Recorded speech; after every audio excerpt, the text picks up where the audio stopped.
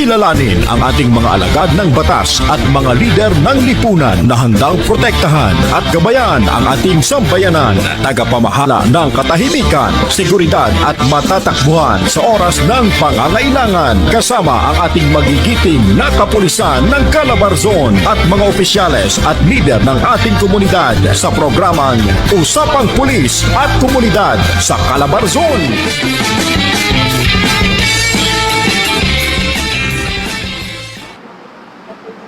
Magandang araw, Calabarzon. Nandito ang talk show na hitik sa talakayan at puno ng kalaman at napapanahong balita at mga inspiring na kwento mula sa ating masisipag na kapulisan. Kasama natin ang Police Regional Office 4A para sa talakayan ang mga maiinit na issue tungkol sa seguridad at katahimikan ng ating komunidad. Para sa mga updates at kwento, i-follow ang aming social media accounts na naka-flash sa inyong screen: Facebook, Twitter, YouTube, TikTok at Instagram. Sa ngalan ng 14,000 strong members ng Pro4A sa pamumuno ni Police Brigadier General Paul Kenneth T. Lucas at sa aming butihing direktor, Police Brigadier General Restituto Arcangel, isang ligtas at mapayapang araw sa inyong lahat. Kung may nais kayong i-report o isumbong, bukas po ang aming tanggapan para sa tumulong. Tumawag o mag-text lamang sa isumbong hotline na may numerong 0917-847-5757 o 0919-160-1752 o mag-comment sa aming PNP Complaint Hotline Facebook page. Handa kami na umalalay para sa inyong kaligtasan. Kaya't huwag nating palampasin, sama-sama nating tuklasin, mag-usap at kumilos para sa mas ligtas at mapayapang Calabarzon. Ako po si Patrolman Mark Lawrence Atencio at samahan niyo kami dito sa Usapang Pulis at Komunidad sa Calabarzon. Kasama natin ngayon ang PNP vlogger, ang Sergeant Influencer ng RSTU 4A. Walang iba kundi si Police Corporal Norman A. Glorioso o mas kilalang Ronda G sa social media. Ayun sir, magandang umaga po. Kamusta po kayo ngayon sir? Mabuti naman po. At welcome po kayo dito sa UPK Calabarzon. Ayan, sir, magandang umaga po. Batiin nyo naman sir ang inyong mga followers at laging sumusubaybay sa inyong mga vlog. So yun po, binabati ko po syempre yung mga solid followers natin dyan na palaging sumusubaybay at sumusuporta po sa atin. Sa magandang araw po sa inyong lahat. Ayan, sa ating mga tagapanood, especially sa followers ni Sir Ronda G, sit and relax at uumpisahan natin ang mga katanungan kay Sir. Ayun Sir, at dahil kilala ka po Sir na vlogger dito sa Calabarzon, unang tanong ko po, paano kayo at kailan nagsimula ang inyong pagiging vlogger? Sir. So ayun po, nagsimula ako sa interest ko sa pagbablog last year lang po, 2023. Kasi may isang sikat na vlogger akong kaibigan na walang iba po kundi si Keeper Boss.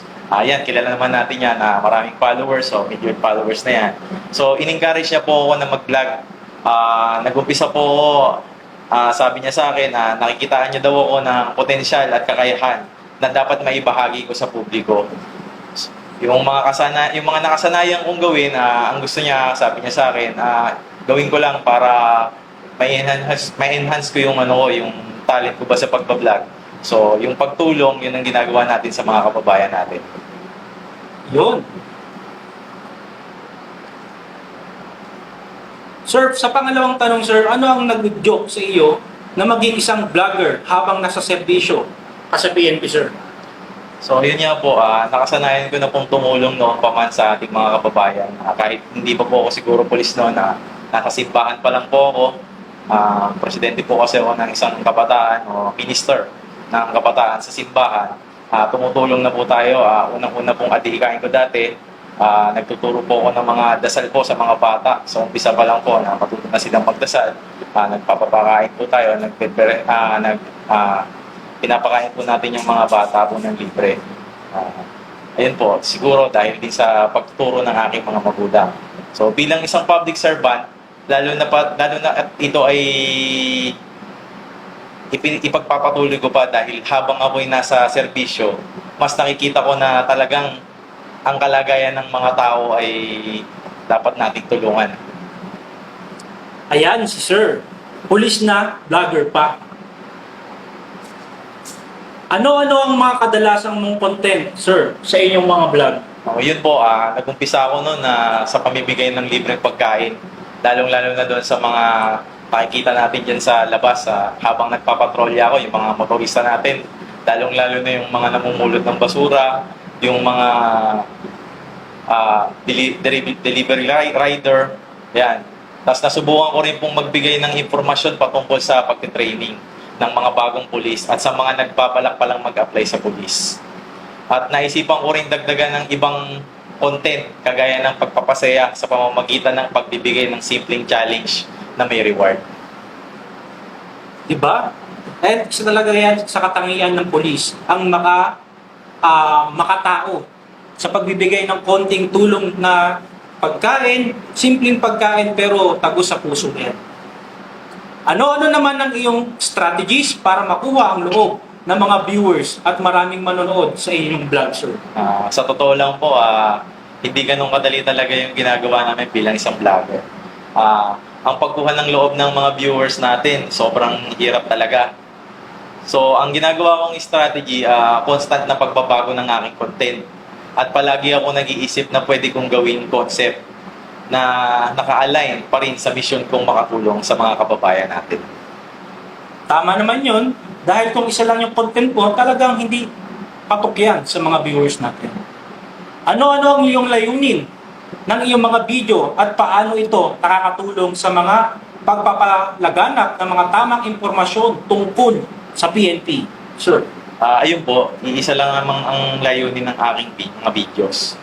Ang makatulong at makapagpasaya sa aking mga tagapagsubaybay at supporters. Bilang isa ring public servant, maraming pagkakataon na ako'y nagpapaalala sa publiko patungkol sa updates o impormasyon sa Philippine National Police. Paano naman mababalanse ang iyong oras sa pagitan ng iyong tungkulin na bilang pulis at sa paggawa ng iyong content, Sir? Ito po ay nababalanse ko sa pamamagitan ng paggawa ko po ng time frame. So, ginagawa po natin yung pagko-content natin. Minsan po kapag pauwi ako sa galing trabaho, pag may nadaanan po tayo dyan na kailangan natin bigyan ng tulong, ginagawa ko po yun. Tapos po yung pag-i-edit po natin ng mga videos, ako lang din po ang nag-i-edit niyan. So, ginagawa po natin yan pag off-duty tayo.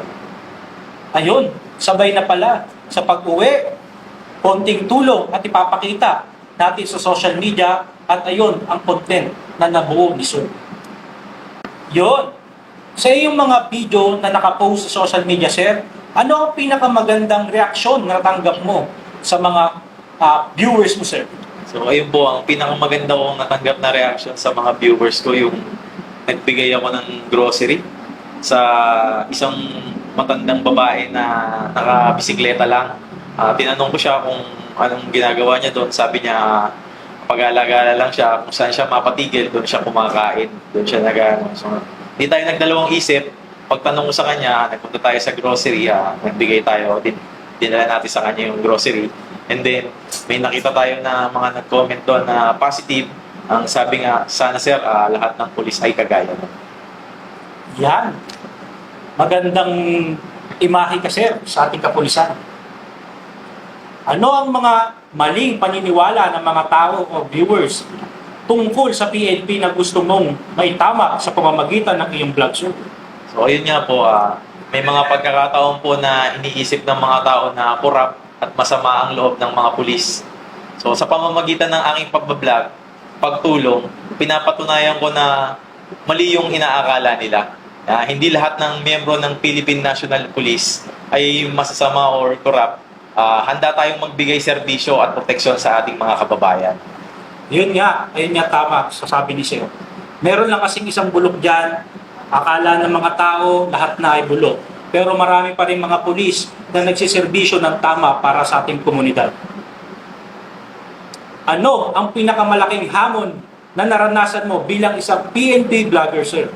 So, ang pinakamalaking hamon po dito, lalo-lalo na sa aming mga content creator, Ang isang malaking hamon talaga dyan ay minsan nararanasan natin na mabababa yung mga views natin. Pero syempre, kahit maman na mababa yung viewers natin, kung ang talagang adhikain natin ay makatulong sa ating mga kapwa, tuloy-tuloy lang tayo. Syempre, yan talaga yung adhikain natin eh. Sabi nga, to serve and to protect. Diba? Yun. Ayun nga, si Sir, di ba? Nag-commit siya na magiging vlogger.